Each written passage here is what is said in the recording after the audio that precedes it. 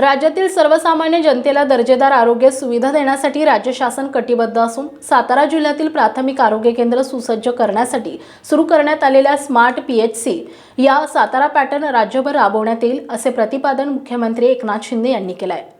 शिरवळ तालुका खंडाळा येथील श्रीपतराव कदम महाविद्यालयात आयोजित कार्यक्रमात मुख्यमंत्री श्री शिंदे यांच्या हस्ते जिल्ह्यातील 49 स्मार्ट प्राथमिक आरोग्य केंद्राचा स्मार्ट PHC आणि अन्य उपक्रमांचा शुभारंभ भूमिपूजन लोकार्पण करण्यात आले।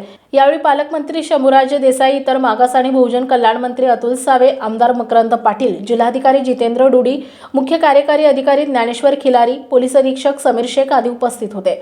एकनाथ शिंदे म्हणाले, राज्य शासनाचे शिक्षण आणि आरोग्याला महत्त्व दिले सांगून सार्वजनिक आरोग्य विभागात मोठ्या प्रमाणात निर्णय घेतले। राज्य शासनाने 2035 चे विजन तयार केले आहे। वैद्यकीय महाविद्यालयांना जोडलेली जिल्हा रुग्णालय परत मिळण्यात अनेक वर्षे जातात, परंतु पर्यायी यंत्रणा उभी राहावी यासाठी निर्णय घेतले।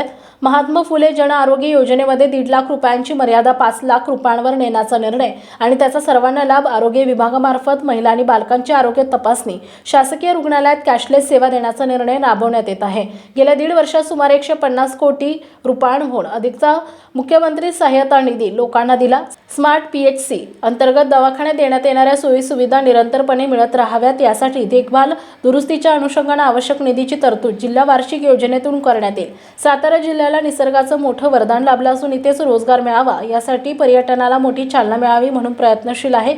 महिला सक्षमीकरण बचत गटांना अर्थसहाय्य इतकेच मर्यादित न राहता त्यांच्या उत्पादनांचे ब्रँडिंग, पॅकेजिंग, मार्केटिंग यासाठी सामूहिक संसाधन केंद्राचे आधुनिकीकरण करण्यात येत आहे। राज्यात मॉडेल स्कूल तयार करून उच्च दर्जाचे शिक्षण देण्याचा प्रयत्न आहे अशी माहिती देखील श्री शिंदे यांनी दिली आहे।